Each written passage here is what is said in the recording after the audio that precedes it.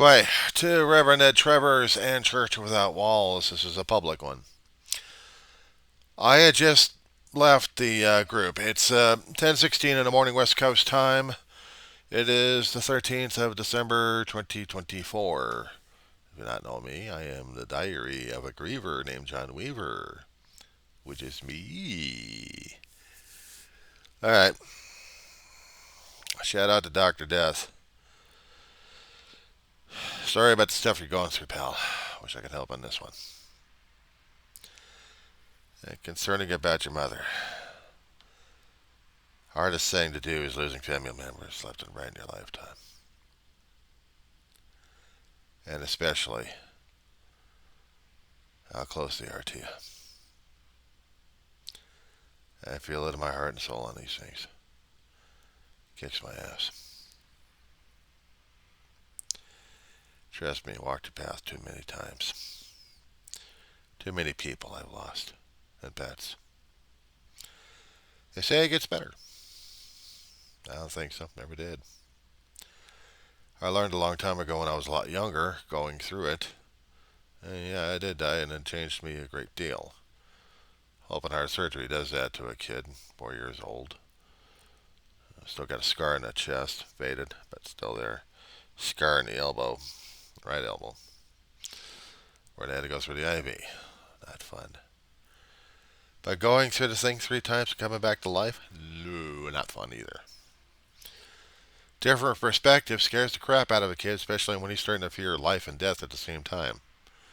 But it grows in time on that one. And every time I kept losing people left and right, I wanted to grieve like crazy. I wanted to grieve hard about it. And I had to hold it in. I had to suck it in. Why? Because big boys don't cry. And I was told about that one a long time ago. Even when you go see primary care physicians, they kept telling you big boys don't cry. So shut up. Deal with it. Old country doctors, what can I say? But they never did take away the pain concerning about losing people left and right, especially those that also gone through it. In my previous videos, I also talked about how I dealt with an aunt who lost her husband for decades. A decades-long relationship, apparently. I only met him once in my life, and he made a bit of an impact. And I also met Aunt May quite a few times, but also after she lost her loved one. She couldn't deal with grief very much. She couldn't. It was killing her inside. When Ma decided that we were going to take care of our grandmother and our aunt, she was still hard. She was still hurting and in pain, and it shows up in anger, and I guess betrayal of God or something like that. It took an act of me, and my mother kept telling me, and my brother kept reminding me of this one. And I said it a few times in my stories. I had to climb up on her lap one day as a young kid, grabbed her by the cheeks. I didn't realize I saw the pain in her eyes. I remember it now. Because I know those painful eyes. I've got them myself. I grabbed her cheeks and said, I don't care how mean you are.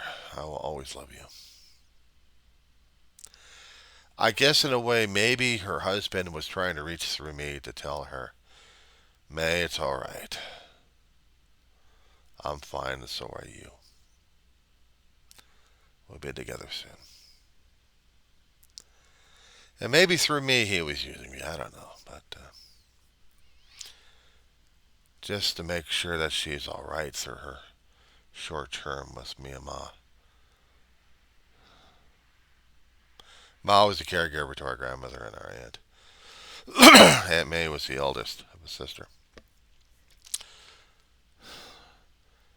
It scared the crap out of me when I saw Aunt May go to the hospital for the first time to get her pacemaker checked. I thought she was going to die. We had the ambulance roar her out to the nearby hospital. And I didn't know how to deal with it. I went over to a nearby church across the street and prayed. For the first time, I said I was giving myself to Christ because I didn't know what I was going to I was doing. All I was doing, I wanted to save Aunt May because I loved her. I loved her. And apparently, I felt the same energy level as my soul recognized. It's intense. Believe me, there is no description in any language on how to identify this energy, the peace, the love, how intensified it is. And I felt it. I guess I was trying to give indications that Aunt May would be okay for the temporary. But probably didn't give me the long-term feeling that she was going to be okay down the road. I didn't realize she was also on the pathway to her husband as well. Torn me apart when she passed away. Torn me apart on the inside. I had to cover it all up. I tried to pray about it. I still couldn't feel it. If I was aware during that time that I was still under watch and I still had beings around me that were going to help me through it, I wasn't aware of it. But I did realize that those 6 months into a school year at a junior high, just getting into the place, that I had a dream about my aunt standing in a doorway with her famous blue and white housecoat, and she was smiling at me in my dream. Love and warmth coming through it. I couldn't deal with it that morning. I couldn't deal with it that daytime. But I had to go to school and come back home as an emotional wreck because it hurt that badly and I missed her that badly. I guess I buried the pain after that. Grandma died. I think I died on the inside. Shut out everything else I had. Grandma and I thought were tight. I had dealt with Grandma's last years, last days of life. She was stroke. Half side not working. Bedridden completely.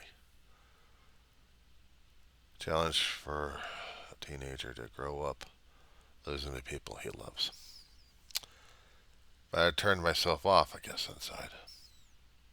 Couldn't feel any energy, couldn't feel any remorse as much. I kept losing animals that I loved a great deal, and I couldn't deal with the losses. Believe me, I know the pain entirely. I've seen friends die. It builds upon the person. It builds upon that kind of level. People may have thought I was strong, but I estranged myself. I moved away from people, almost physically.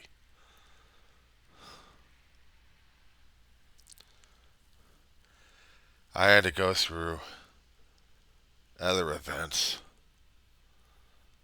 to shake me up and realize who really was in charge of my life, because I sure as heck wasn't. And God was telling me one way or another, I guess.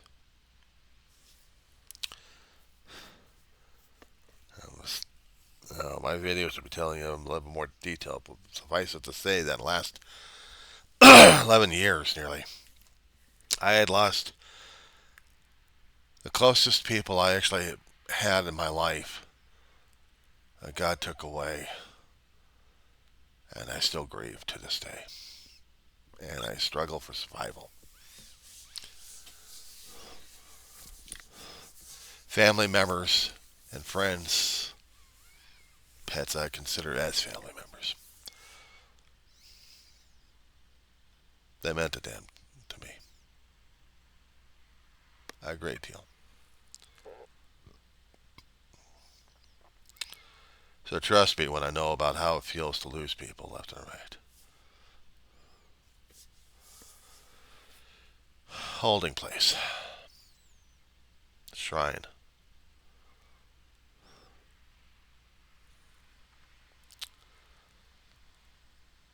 Holidays get harder and harder to deal with. Anniversaries get harder and harder to deal with. Anniversaries of birthdays and death days get harder and harder to deal with. For me, there's no set pattern to get through.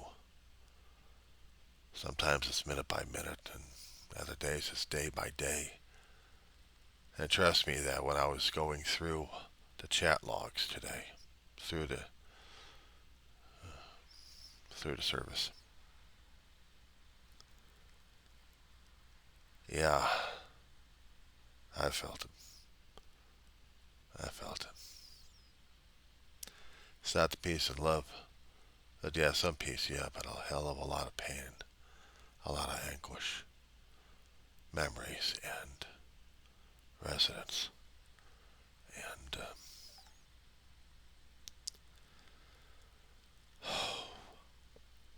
I'm fighting back right now. I know what it's like to lose a job. I know what it's like to get my ass kicked out of a home. I don't know what it's like to have a divorce.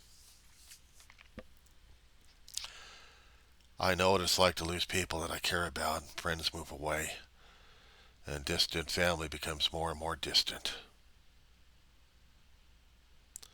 Those who claim they're close, but they're not. Trust me, I know isolation. There's no adequate response for it. There's no set remedy for it. And if I could send this one over to the Reverend. Yeah, I know what it's like to be an isolationist kid because I had isolated myself a long time ago. Didn't even realize it. Did a hell of a lot of psychotherapy, a lot of videos and audio recordings to get through a lot of things. And it still hurts like hell. Why shouldn't it? Why shouldn't it?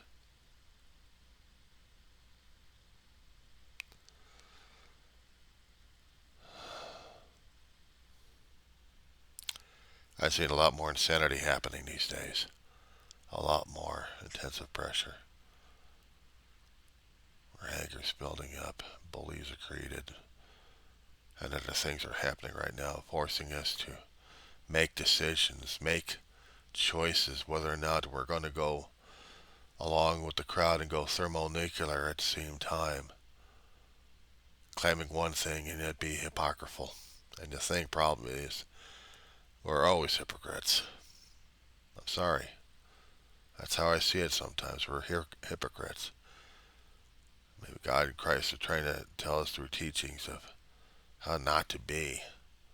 Try to be truthful, altruistic. Sometimes it's hard as hell to be that way, especially when we see that we need to do things that we're not equipped for or wanting to do because it will hurt others and ourselves. I'm not a guru of anything. I'm not a letter of academia. I'm no guy who sits on the top of a hillside and says, I'm the guru, I know everything. I'm a wise man. You kidding me? Give me a frickin' break. I'm telling people about the stuff I'm going through. I'm telling people the stuff that may or may not be possible to go through. I'm telling people of the things I'm trying to survive through. And it's not the easiest thing in the world. I make mistakes. I'm a screwed up human being. I call myself a fool and an idiot. And it's contrary and hypocritical. Because I know God created me to be a perfect human being one way or another, or a perfect soul, but the soul's got to learn about what the hell's going on, and I didn't want to leave heaven when I was created. I wanted to stay. I mean, it was that obvious, especially when I kept dying 3 times on a damn operating table to come back to life 3 times. And I got to go through decades of experiences, which I need decades more of therapy. Just to get my own damn head and my heart settled. Sometimes I think it's a game half the time. No. Come on. We know what the hell we're going through at this point over here. Either we face up to the damn thing or else we don't. And I know I've got a lot of chains and balls I need to get rid of. I just don't have the welder set to get rid of the damn thing, or cutters, or bolt things, or anything else, just to get them off my damn body here. I feel worse than Scrooge sometimes. In the story of Scrooge, Charles Dickens that wrote this one. Yes, he was writing at the time that he was living in. He was trying to explain it in his books. I wish I had read a lot of those books. I mean, they would have been telling me a lot about the times they were living in compared to the times we've got right now as it is. But in a way, a guy who's so totally screwed up. I mean, yeah, originally he had a traumatic, troubled life, being created that way. But he tried to hold on to some things that meant something worthwhile to him, or some people. And that way he was trying to steer towards one particular pathway. Unfortunately, it didn't happen that way, especially when he got caught of something that looked a lot more promising than something he was already facing. And then he loses that special someone. He loses touch of himself, and then everything else is fear of the world and chasing gold and gain, because that's the only way to protect yourself. And chasing away what's humanity, what's human about himself. No, he wants to be a pain in the ass for his people. And what do we end up with? We had a greedy son of a bitch who wanted everything, afraid of everything.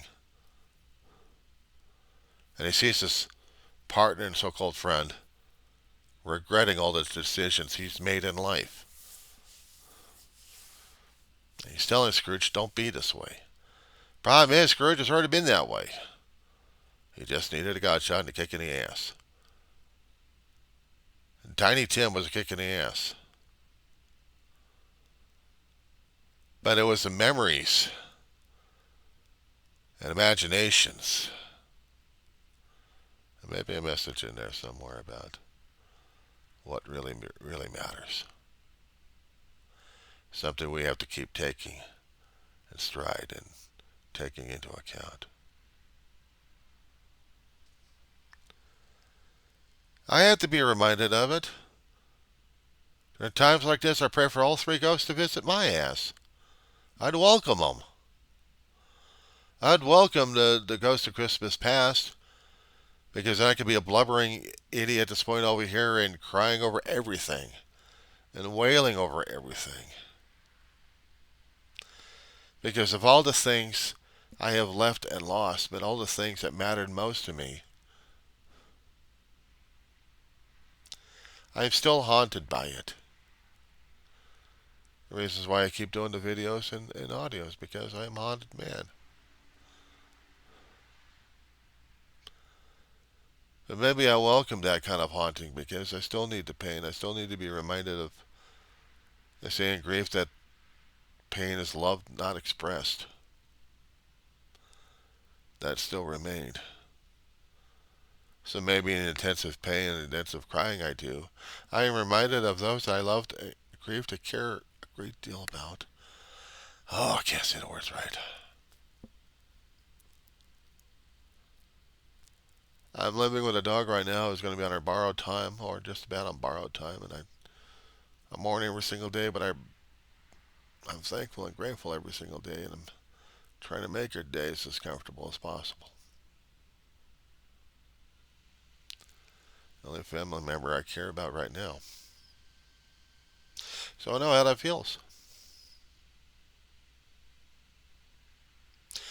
Ghost of Christmas present. Well, I'm seeing activities happening around me. I'm seeing some people trying to express their wonder about things, and I'm worried about things happening these days. We're going to be getting our asses kicked one way or another. And I'm not quite so sure. I'm not quite so sure on how we're supposed to be dealing with days like this. How is it we're supposed to be? You're scaring the hell out of me.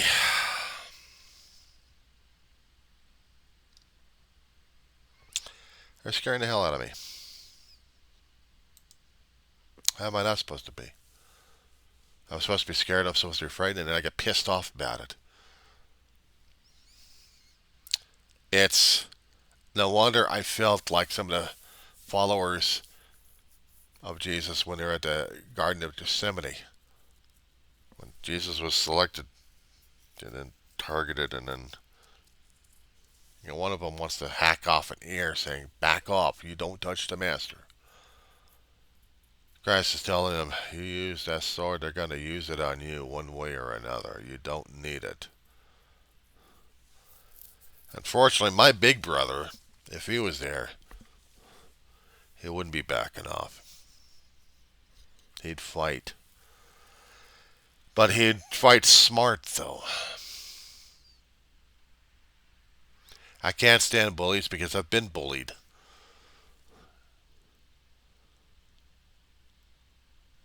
You either become one or you fight the bastards.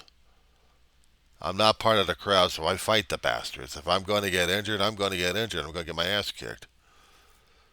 I've already had my ass kicked by other things left and right. What more can they do to me? Berate the living crap out of me? I'll laugh in their face, say, "Well, that's the nicest thing you ever actually said to me. Thank you very much for the compliment." "But I said you all these vile things already." "Yeah, thank you very much for the compliment. I'm sure Satan has a few more things for you to say. Tell me something I don't already know. You're going to try to get a rise out of me that makes me want to hit the living crap out of you. And the thing is, I'll just sit and laugh at your ass. I'm going to beat you up now. Bring it on, asshole. There's nothing more you can do to this particular body at this point over here. That my own soul and mind hadn't tortured me enough as it is. So what else you got?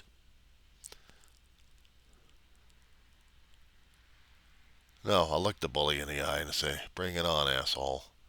I've already been through my own hell, going through it right now. There's nothing more you can do to me. Lock up the body, mutilate the damn shit. I'll be looking for death. I've been there, done it.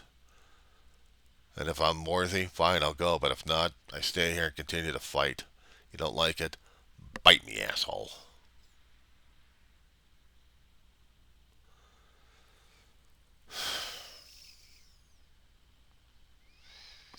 I don't like bullies.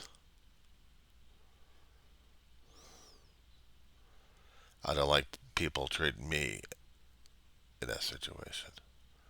I'm not a bully. I don't go out seeking that kind of pain from others and get an enjoyment out of the damn thing or get some kind of instant relief just to get rid of their own damn pain. They don't want to talk about it? Okay, fine. Then I guess you want one way or another to get rid of the damn thing and it'll still stay with you. So you still got to talk about the damn shit. So let's talk, asshole. I'll use my sword, which is words. So let's talk. I don't need academic credentials for it. I need a heart. I need ears. I need a soul and a mind to listen to all of it.